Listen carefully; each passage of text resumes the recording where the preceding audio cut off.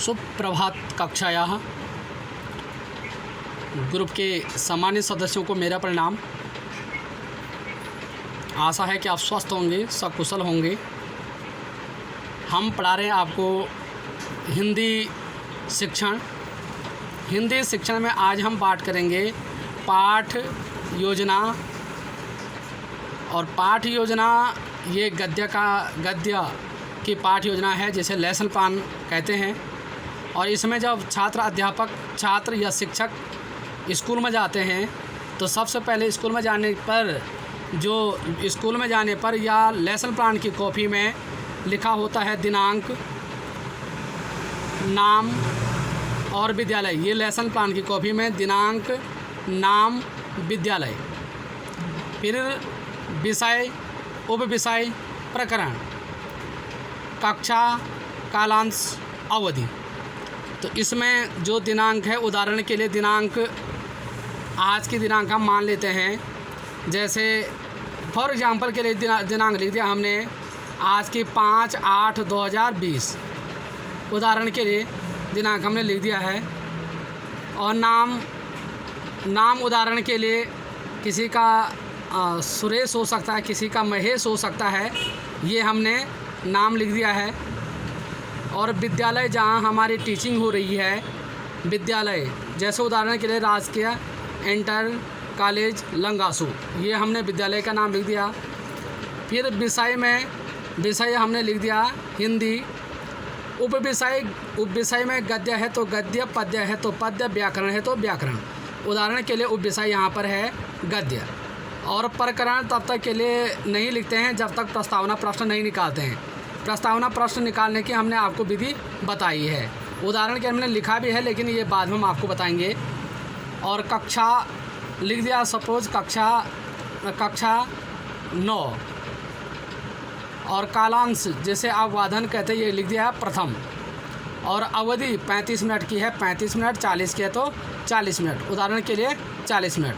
तो आपने lesson plan की कॉपी में ये सब लिखना है। और एक रो लिखेंगे दिनांक, नाम, विद्यालय, और विषय, उपविषय, प्रकरण, कक्षा, कालांश और अवधि। और श्याम पट पे भी आएगा, आपका ब्लैक बोर्ड पे भी आएगा दिनांक। जो भी डेट रहेगी, जिस दिन की रहेगी, वो आपने दिनांक लिखना है। और हिंदी में जैसे ये लिखा है 5/8/2014 हिंदी में। नाम, ये नाम आप श्याम पट पर नहीं भी लिख सकते हैं, क्योंकि होता यह है कि बच्चे एकदम नाम पुकारना शुरू कर देते हैं, अमुक सर, अमुक मैडम, इसलिए नाम सिर्फ आपका लेसन प्लान की कॉपी में लिखा हो।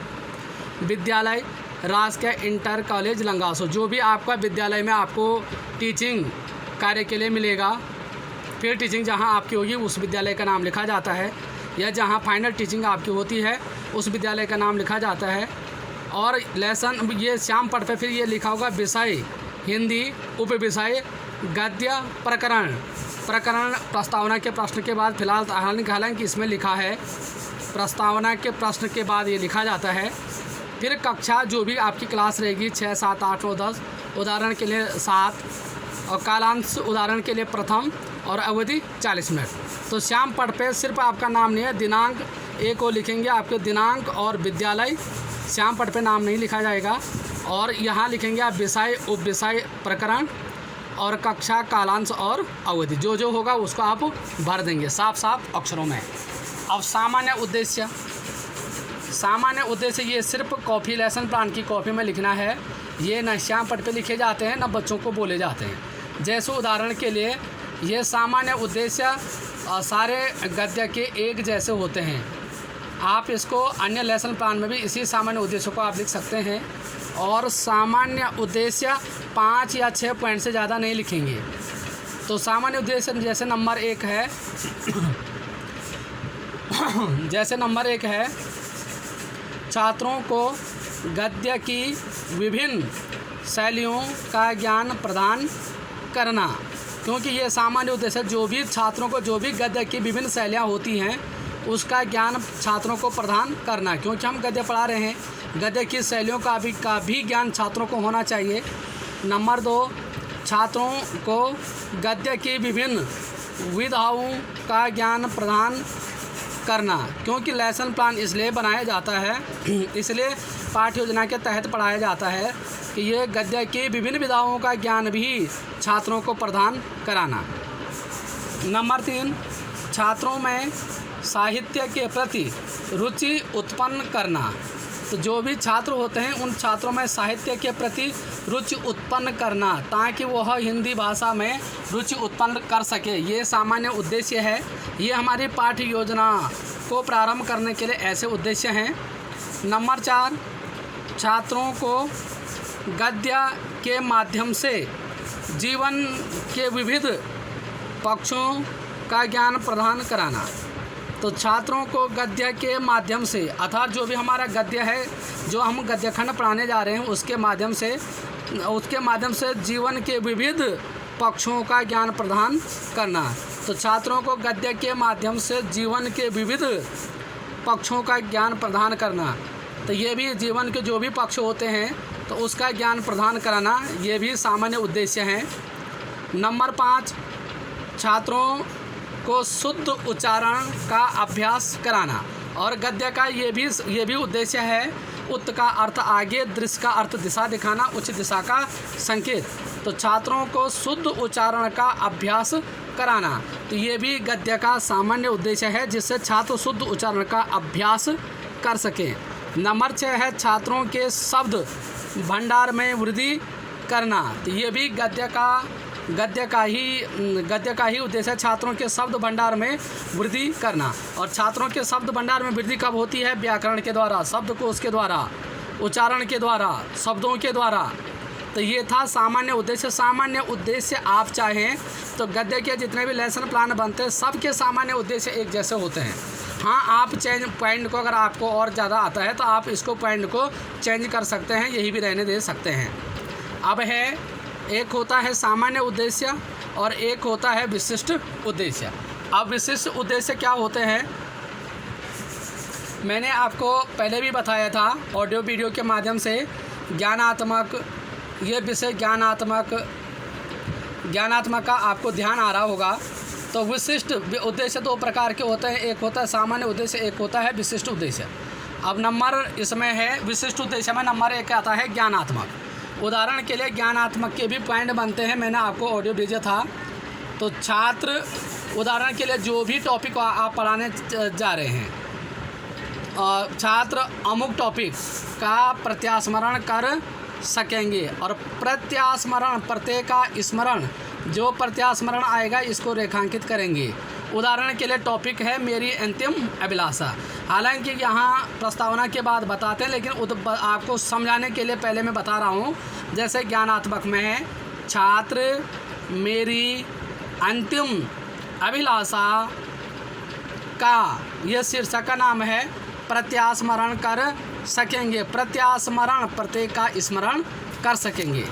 इसमें दूसरा है विशिष्ट उद्देश्य में छात्र मेरी अंतिम अभिलाषा की पहचान कर सकेंगे। क्योंकि हमने कहा था कि ज्ञानात्मक के 2 होते हैं, 2 उद्देश्य होते हैं। पहले क्या, छात्र मेरी अंतिम अभिलाषा का प्रत्यास्मरण कर सकेंगे। और अंतिम अभिलाषा क्यों है? क्योंकि ये उदाहरण के लिए टॉपिक का नाम है, शीर्षक का नाम है, इसलिए का प्रत्यास्मरण, जहाँ प्रत्यास्मरण है वो रेखांकित करना है। नंबर दूसरा है छात्र मेरी अंतिम अभिलाषा की पहचान कर सकेंगे। पहचान को आप अंडरलाइन करेंगे। तो ये दूसरा है, क्योंकि विशिष्ट ज्ञानात्मक के दो होते हैं। अब आता है बोधात्मक, और ये लेसन प्लान RCEM अप्रोच का है। और ब्लॉम की टेक्नोमी से संबंधित RCEM, ये मैंने आपको ऑडियो के माध्यम से बताया था, इसके पूरे उद्देश्य बताया था। नंबर है ज्ञानात्मक, विशिष्ट उद्देश्य में ज्ञानात्मक के बाद बोधात्मक का। बोधात्मक में जैसे छात्र मेरी अंतिम अभिलाषा का अपने जीवन से संबंध स्थापित कर सकेंगे। और छात्र मेरी अंतिम अभिलाषा क्या है? ये पाठ का नाम है, शीर्षक का नाम है, का अपने जीवन से संबंध स्थापित कर सकेंगे। जहाँ संबंध है इसको अंडरलाइन कर लेंगे। ये सिर्फ ये उद्देश्य, सामान्य उद्देश्य, विशिष्ट उद्देश्य, ये लेसन प्लान की कॉपी पे ही लिखना होगा, ना कि श्याम पट पे, ना कि बच्चों को बताना है। इसके माध्यम से आपने लेसन प्लान को डेवलप करना है और ये बातें बच्चों में आपने ज्ञान देने की कोशिश करनी है। नंबर 2, बोधात्मक उद्देश्य में छात्र मेरी अंतिम अभिलाषा के कठिन शब्दों का अर्थापन कर सकेंगे। छात्र मेरी अंतिम अभिलाषा के कठिन शब्दों का अर्थापन कर सकेंगे। छात्र मेरी अंतिम अभिलाषा पाठ के कठिन शब्द, जो भी इस पाठ के अंतर्गत, टॉपिक के अंतर्गत कठिन शब्द आ रहे हैं, उसका अर्थापन, उसका अर्थ बता सकेंगे। और यहाँ उदाहरण के लिए अभी टॉपिक है मेरी अंतिम अभिलाषा। टॉपिक ये भी हो सकता है श्रीनगर से मुनस्यारी तक, या कुहासा से किरण, या अन्य टॉपिक भी हो सकते हैं। अब ये बोधात्मक के भी संबंध स्थापित, इसको अंडरलाइन कर देंगे और अर्थापन को अंडरलाइन कर देंगे। तो ये हुआ बोधात्मक के भी 2। अब आता है अनुप्रयोगात्मक। अनुप्रयोगात्मक में का भी नंबर पहला पॉइंट बनेगा छात्र मेरी अंतिम अभिलाषा का निष्कर्ष निकाल सकेंगे।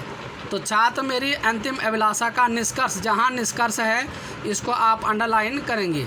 और मेरी अंतिम अभिलाषा के स्थान पर यहाँ किसी दूसरे विषय का, टॉपिक का नाम भी हो सकता है। जो भी आप टॉपिक पढ़ाने जा रहे हैं उसका नाम होगा और निष्कर्ष निकालेंगे। बाकी जैसा का तैसा रहेगा। पूर्ण विराम, साहित्य में अल्प विराम, अर्ध विराम, पूर्ण विराम, व्याकरण चिन्हों का विशेष ध्यान रखना होता है। सकेंगे, पूर्ण विराम। फिर अनुप्रयोगात्मक का दूसरा होगा छात्र मेरी अंतिम अभिलाषा के आधार पर परिकल्पना का निर्माण कर सकेंगे। और जहाँ पर परिकल्पना आएगी वहाँ पर अंडरलाइन, मेरी अंतिम अभिलाषा के आधार पर परिकल्पना का निर्माण कर सकेंगे। परि का अर्थ चारों ओर, कल्पना का निर्माण कर सकेंगे। तो ये निष्कर्ष निकाल सकेंगे, टॉपिक का निष्कर्ष निकाल सकेंगे और परिकल्पना का निर्माण कर सकेंगे। इसके आधार पर ये बातें छात्रों को देनी भी है। अब आता है सृजनात्मक का। सृजनात्मक का विशिष्ट उद्देश्य इस प्रकार, विशिष्ट उद्देश्य में ज्ञानात्मक, बोधात्मक, अनुप्रयोगात्मक और सृजनात्मक। सृजनात्मक में नंबर 1, छात्र मेरी अंतिम अभिलाषा के कठिन शब्दों का विश्लेषण कर सकेंगे। छात्र मेरी अंतिम अभिलाषा के कठिन शब्दों का विश्लेषण, का अर्थ होता है अलग करना, कर सकेंगे। ये अंतिम अभिलाषा टॉपिक का नाम है कठिन शब्दों का। जो भी पाठ में कठिन शब्द आते हैं उसका विश्लेषण, उन शब्दों को अलग कर सकेंगे।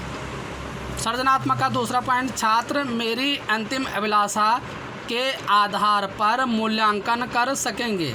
और अंतिम अभिलाषा के आधार पर मूल्यांकन कर सकेंगे। अर्थात पढ़ाए गए पाठ का मूल्यांकन छात्र कर सकेंगे। पढ़ाए गए पाठ के छात्र कठिन शब्दों का विश्लेषण अलग कर सकेंगे।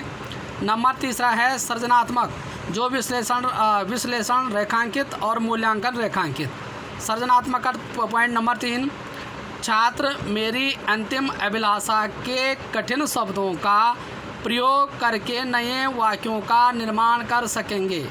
और इसमें क्या है, छात्र मेरी अंतिम अभिलाषा, ये पाठ का नाम आ गया, के कठिन शब्दों का, जो भी पाठ में कठिन शब्द आते हैं उसका प्रयोग करके नए वाक्यों का निर्माण कर सकेंगे। कठिन शब्दों के आधार पर नए वाक्यों का निर्माण कर सकेंगे। जहाँ निर्माण है उसको अंडरलाइन। ये है सृजनात्मक।